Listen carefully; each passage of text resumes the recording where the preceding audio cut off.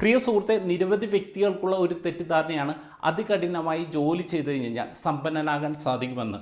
ഇപ്പോൾ കഴിഞ്ഞ 7 വർഷത്തിനിടെ എൻ്റെ വരുമാനം 40 മടങ്ങോളം വർദ്ധിപ്പിക്കുവാൻ ദൈവം എന്നെ അനുവദിച്ചിട്ടുണ്ട്. എന്നാൽ എന്നേക്കാൾ കൂടുതൽ അതികഠിനമായി ജോലി ചെയ്യുന്ന ഒരു മിക്കവർക്കും ആ ഒരു വരുമാനം ഇരട്ടിയോ 3 മടങ്ങോ 4 മടങ്ങോ ആക്കാനേ സാധിച്ചിട്ടുള്ളൂ. ഞാൻ എങ്ങനെയാണ് എൻ്റെ വരുമാനം 40 മടങ്ങ് ആക്കിയത് എന്നതിനെക്കുറിച്ചുള്ള ഡീറ്റെയിൽഡ് ആയിട്ടുള്ളൊരു വീഡിയോ ഞാൻ ഓൾറെഡി ഷെയർ ചെയ്തിട്ടുണ്ട്. ഈ വീഡിയോ കണ്ടതിന് ശേഷം താങ്കൾക്ക് കാണുന്നതിന് വേണ്ടി ആ വീഡിയോൻ്റെ ലിങ്ക് ഞങ്ങൾ ഡിസ്ക്രിപ്ഷനിൽ കൊടുത്തേക്കാം. പിന്നെ അതോടൊപ്പം തന്നെ ഈ വീഡിയോ താങ്കൾക്ക് ഉപകാരപ്രദമാണെങ്കിൽ താങ്കളെല്ലാ സുഹൃത്തുക്കളും ഷെയർ ചെയ്യുക. Once again welcome back to the Thommich tips powered by Dias academy. My name is Princeson Diaz.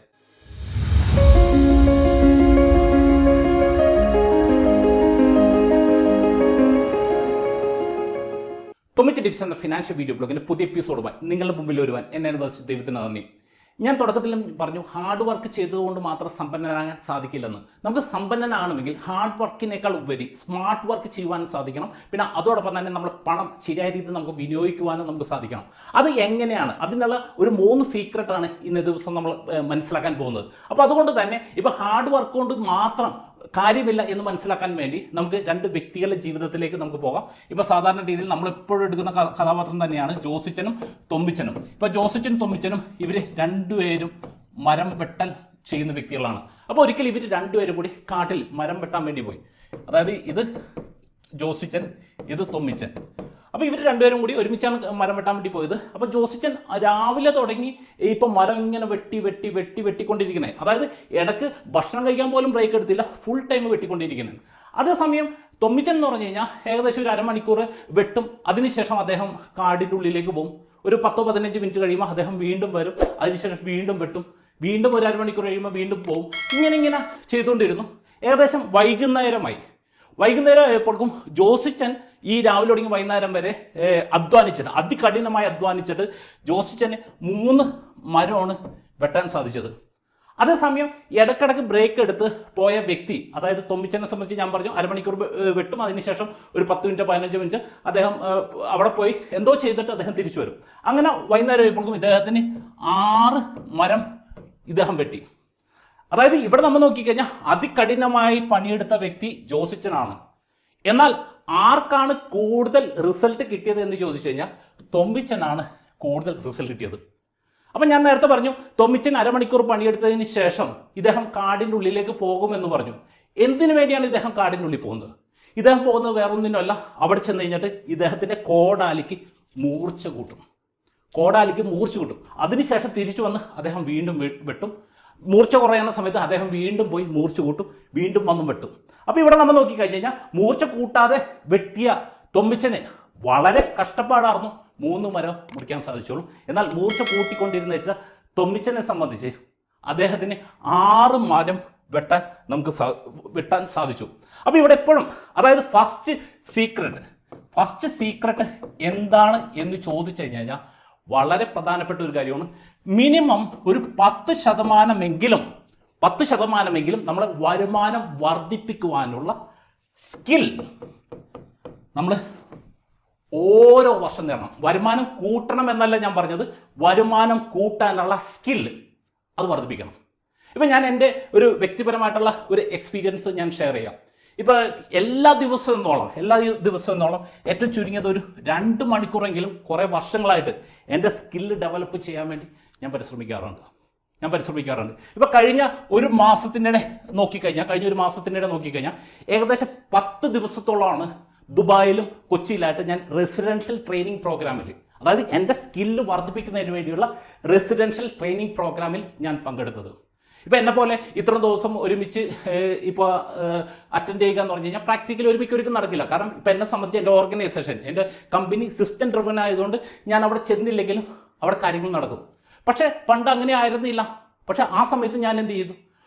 ഒരു ദിവസം അരമണിക്കൂർ അല്ലെങ്കിൽ 1 മണിക്കൂറെങ്കിലും ഞാൻ എൻ്റെ സ്കില്ല് ഡെവലപ്പ് ചെയ്യാൻ വേണ്ടി ഞാൻ എല്ലാ ദിവസവും പ്രയത്നിക്കുമായിരുന്നു.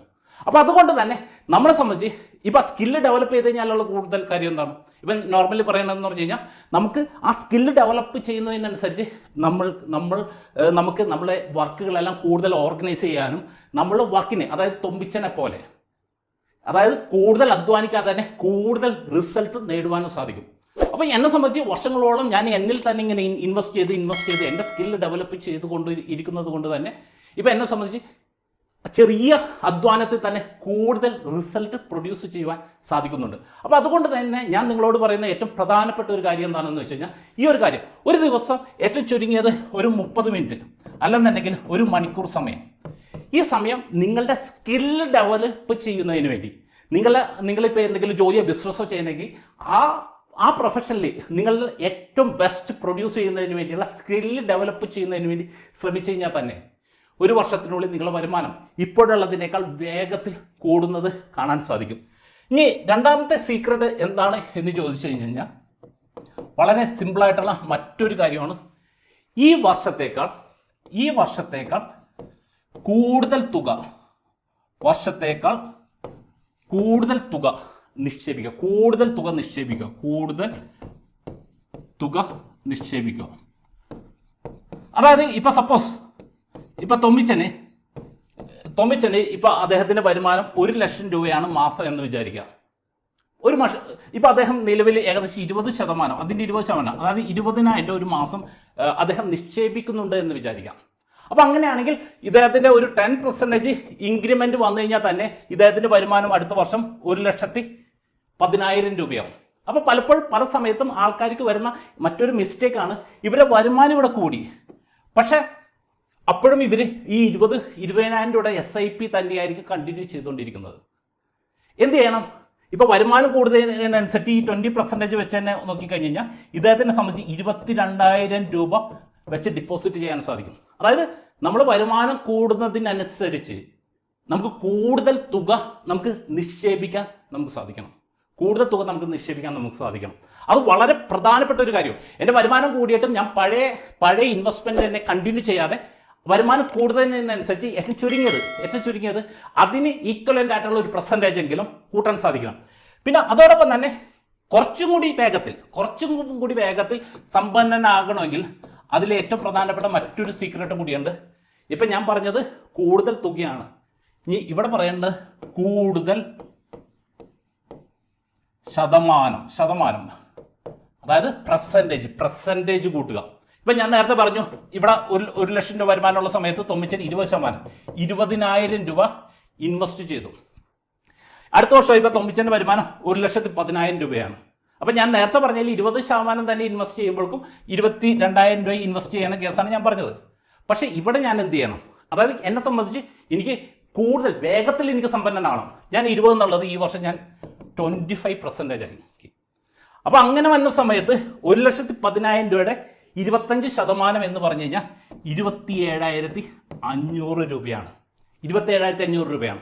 ഇനി അടുത്ത വർഷം വന്ന സമയത്ത് എന്ത് ചെയ്യും? 30% ആക്കി. അടുത്ത വർഷം വന്ന സമയത്ത് 35% ആക്കി.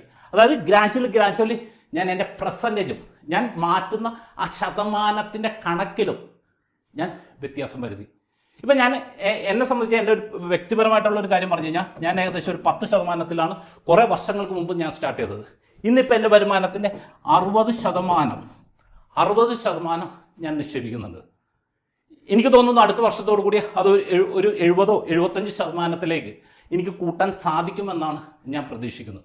അപ്പോൾ അങ്ങനെ നമ്മൾ ഈ 3 കാര്യങ്ങൾ, അതായത് ഒന്നാമതായിട്ട് നമ്മൾ മനസ്സിലാക്കിയ ഒരു സീക്രട്ട് എന്താണെന്ന് വെച്ച് കഴിഞ്ഞാൽ 10% നമ്മുടെ സ്കില്ല് കൂട്ടുന്നതിന് വേണ്ടി നമ്മൾ ശ്രദ്ധിക്കണം. രണ്ടാമതായിട്ട് നമ്മൾ മനസ്സിലാക്കിയ കാര്യം എന്താണെന്ന് വെച്ച് കഴിഞ്ഞാൽ ഇപ്പം നമ്മളെ സംബന്ധിച്ച് കൂടുതൽ